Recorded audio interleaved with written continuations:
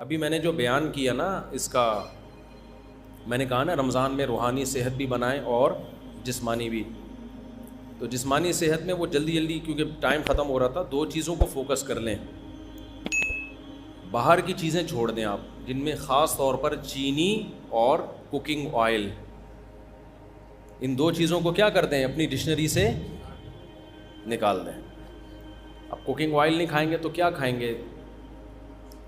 دیسی گھی کھا لیں. دیسی گھی نہیں کھا سکتے تو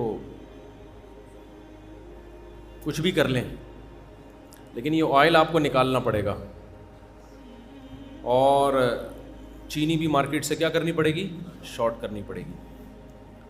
تو اب یہ خود آپ نے پلاننگ کرنی ہے کیسے ہوگا یہ، لیکن آپ کی زندگی بن جائے گی، اتنا سکون ملے گا نا. چند دن ٹینشن ہوگی آپ کو. دوسری بات یہ کہ روٹی چاول بھی کم کریں، کیونکہ روٹی میں بھی بہت زیادہ کارب ہوتا ہے، نشاستہ ہوتا ہے. آج کل کی روٹی یہ وہ روٹی نہیں ہے جو آپ کے ابا دادا کھایا کرتے تھے. یہ وہ والی گندم نہیں ہے، اس میں بہت زیادہ چینجنگ ہو چکی ہے. اب جو بیج گندم کا ہے نا، یہ وہ والا گندم نہیں ہے.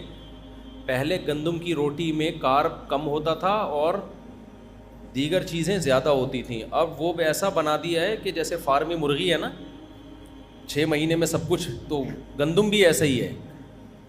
پہلے اتنی بڑی بڑی گندم ہوا کرتی تھی، اتنے بڑے بڑے پودے، وہ نکلنے میں ٹائم لگتا تھا. اب تو ٹھک ٹھک ٹھک کر کے گندم نکل رہے ہیں، اور اس میں کاربوہائیڈریٹ کا ریشو بہت زیادہ ہو گیا ہے. تو وہ بھی فیٹ ہی ہے، یعنی میٹھا ہی ہے، وہ اس سے موٹاپا آئے گا. چاول میں بھی ایسا ہی ہے.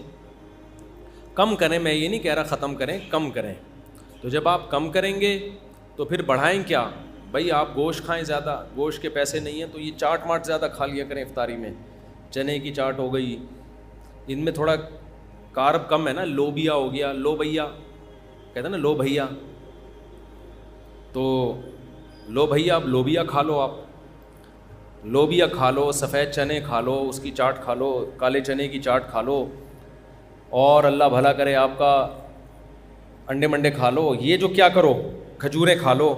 یہ جو ہے نا آپ کا حساب کتاب، چاول، روٹی اور چینی. چینی سے مراد چینی سے بنی ہوئی چیزیں. پتہ چلا آپ نے چینی چھوڑ دی، رسگلے کھا رہے ہو آپ، کہ چونکہ میں چینی نہیں کھاتا، تو رسگلہ تو چینی ہی ہے نا.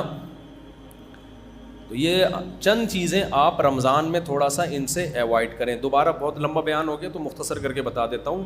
روٹی چاول ختم نہیں کرنے، بلکہ کیا کرنا ہے؟ کم کرنے ہیں. نمبر 2، چینی کو کیا کرنا ہے؟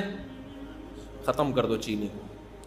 نمبر 3، کوکنگ آئل نکال دو اپنی زندگی سے، خاص طور پہ رمضان میں تو نکالو نا.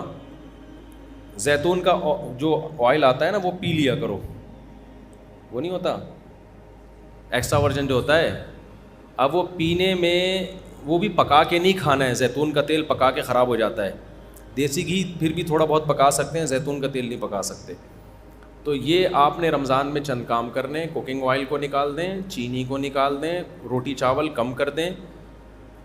پھر آپ نے کیا کھانا ہے بھائی؟ گوشت کی مقدار بڑھا دیں. آپ گوشت موش کھایا کرو، پھوڑا پھاڑا کرو. دیسی گھی ہے وہ کھا لیا کرو، اور اللہ بھلا کرے انڈے منڈے پھوڑ دیا کرو. انڈے بھی ہاف بوائل کر کے پھوڑو. اور اللہ بھلا کرے دودھ مودھ پی لیا کرو، وہ والا ڈبے والا نہیں، گائے پال کے والا. آپ کیا کریں، ایسی باتیں آپ بولو کہ پتہ نہیں کس زمانے میں لے کے جا رہے ہیں ہمیں. لیکن پھر بھی باہر ڈبے سے بہتر ہے دوسرا، اس میں بھی چینی ڈال کے نہیں ہے، ایسا ہی. اور اللہ بھلا کرے اس طرح کی چیزیں آپ چند اپنے خرچے پہ اگر کھا لیں تو آپ دیکھیں، کھجوریں کھا لیں آپ تو انشاءاللہ صلو علی الحبیب ہو جائے گا تھوڑے دنوں میں. آپ خود بولو گے یار مفتی صاحب ہٹو بچوں ہو گیا. ٹینشن ہوگی چند دنوں تک، دماغ ایسے للچائے گا نا. جب کسی کو بریانیاں پھوڑتا ہوا دیکھو گے آپ کا دل چاہے گا میں کھا جاؤں بس. لیکن تھوڑے دنوں میں آپ کو جب اچھا کھانے کی عادت پڑ جائے گی تو پھر کیا ہوگا کہ آپ کو جب دماغی مینٹلی صحت، جسمانی صحت اچھی ہوگی نا، تو پھر آپ کو اچھی خوراکوں میں مزہ آنا شروع ہو جائے. کبھی کبھار پھوڑو بریانی، بریانی تو کراچی کا ایک سوغات ہے، کون چھوڑ سکتا ہے کبھی کبھار. لیکن وہ جو بریانی آپ نے کبھی کبھار پھوڑنی ہے، وہ بھی ذرا اچھے ہوٹل والی بریانی ہو یا گھر کی بریانی ہو. کیونکہ آج کل جو چاول آ رہے ہیں نا بریانی کے، وہ چاول بھی ایسے غلط قسم کے چاول آ رہے ہیں کہ وہ کھانے میں بڑے مزیدار ہوتے ہیں, پیٹ میں جا کے وہ پتھر بن جاتے ہیں, پالش ہوتی ہے ان چاولوں کے اوپر, سمجھتے ہو؟ تو پتہ نہیں کیا کیا آ رہا ہے یار, ابھی کیا کیا رونا روئے ہم بیٹھ کے. تو بہت ہی بربادی ہو رہی ہے. یہ میری فیلڈ میڈیکل سائنس نہیں ہے. آپ کہہ سکتے ہیں آپ کیوں یہ باتیں کر رہے ہیں. دیکھو میں ہسپتالوں میں بھی جاتا ہوں بیان کے لیے نا. ابھی میں گیا لاہور میں ایک ہاسپٹل میں, اس ہاسپٹل میں مریضوں کا فری میں علاج ہوتا ہے. جیسے انڈس ہاسپٹل ہے نا, بڑا اچھا معیاری ہاسپٹل ہے, فری میں کروڑوں روپے کا بجٹ ہے ان کا, اور سال کا اربوں میں پہنچتا ہے. وہ سارا بجٹ کون پورا کرتا ہے؟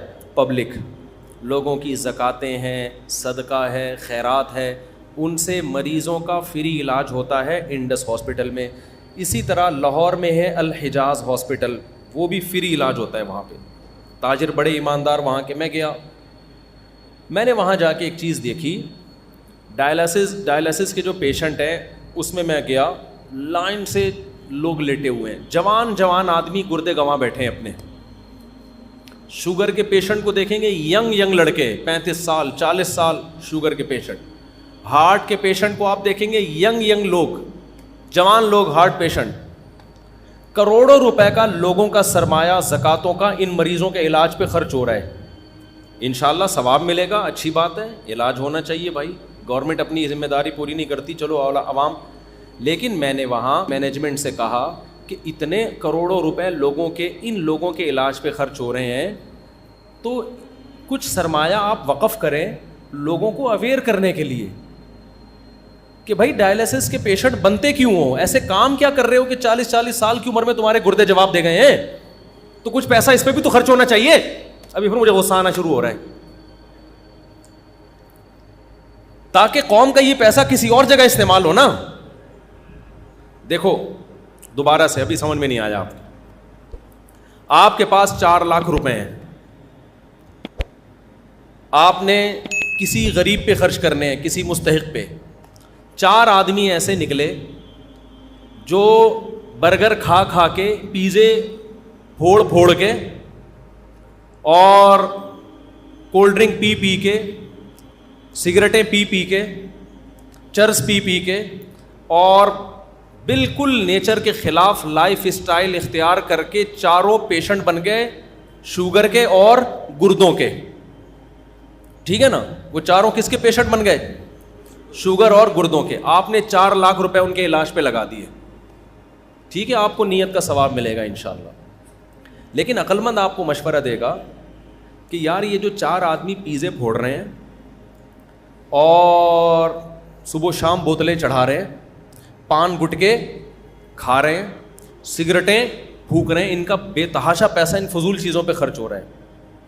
تو آپ کو اللہ نے 4 لاکھ روپے دیے, اس سے پہلے کہ یہ مریض بنے آپ 1 لاکھ روپے اس پہ خرچ کر دو کہ یہ انسان کے بچے بن جائیں. وہ 1 لاکھ میں بن جائیں گے. 1 لاکھ روپے میں آپ کیا کرو, ایک ورک شاپ کرواؤ, یا یوٹیوب کا کوئی چینل خرید لو, اس پہ لوگوں کو اویئر کرو, یا کسی مشہور آدمی کا سے ایک ڈاکومنٹری بنوا لو, تاکہ جو مشہور لوگ ہوتے ہیں ان کی بات پھیلتی جلدی ہے, جس میں ان کو پیزے برگر کے نقصانات, کولڈ ڈرنک کے نقصانات, پان گٹکے کے نقصانات, چرس اور فضول چیزوں کے نقصانات بتائے جائیں. تو 1 لاکھ روپے میں ان کی کھوپڑی میں یہ بات بیٹھ جائے گی کہ ہمیں یہ فضول چیزیں نہیں کھانی چاہیے. کھانے کی چیزیں ہمارے کیا ہیں؟ کھجور کھاؤ میرے بھائی, شہد کھاؤ, اور اللہ بھلا کرے آپ کا روٹی چاول پہ کنٹرول کرو, تھوڑا کم کھاؤ, ایکسرسائز کرو, ورزش کا بہت بڑا دخل ہے, روزے رکھو. وہ 1 لاکھ میں کیا ہوگا کہ قوم کا بہت بڑا سرمایہ بھی بچ جائے گا اور لوگ ڈائلسس پیشنٹ بنیں گے ہی نہیں. اب سمجھ میں آیا میں کیا کہنا چاہ رہا ہوں؟ تو دیکھو غریب کی خدمت صرف یہ نہیں ہے کہ جو ڈائلسس پیشنٹ ہیں یا شوگر کے پیشنٹ ہیں یا جو ہارٹ پیشنٹ ہیں زکاتوں سے ان کا علاج کراؤ. اس سے بڑی خدمت یہ ہے کہ آپ پہلے سے ان کو گائیڈ کرو, اویئر کرو, تاکہ وہ ایسے پیشنٹ بنے ہی نہیں. اب آئی سمجھ میں بات کی نہیں آئی؟ تو یہ بھی مذہب کا ٹاپک ہے یا نہیں ہے؟ میں آپ کو ترغیب دوں کہ ڈائلسس کے پیشنٹ پہ آپ زکاتیں خرچ کریں, آپ کو بہت ثواب ملے گا. ٹھیک ہے, یہ بھی میرا موضوع ہے. اس سے زیادہ میں اس کو فوکس نہیں کروں کہ یار لوگوں کو اویئر کرو تاکہ وہ ڈائلسس پہ جائیں نہیں نا, گردے بچا کے رکھیں اپنے. لیکن کوئی مولوی اس پہ بات کرے گا تو لوگ کہیں گے یار ہم سے نماز روزہ سننے کے لیے آئے اور یہ کیسی باتیں کر رہا ہے. تو بھائی بات وہی کر رہا ہے, زکوٰۃ کا مقصد غریبوں کی مدد ہے یا نہیں ہے؟ تو غریبوں کی مدد اس زکوٰۃ دینے میں اتنی نہیں ہے جتنا ان سے کولڈ ڈرنک, پان گٹکے اور سگریٹ چھڑوانے میں ہے. اور یہ تو صرف غریبوں کی نہیں, امیروں کی بھی مدد ہے. جب بستر پہ لیٹو گے نا جا کے, امیر ہو یا غریب, دن میں تارے نظر آ جائیں گے جب آپ کو ڈائلسس شروع ہوگا آپ کا. اللہ بچائے سب کو. ایک بیماری وہ ہوتی ہے جو قدرت کی طرف سے ہو,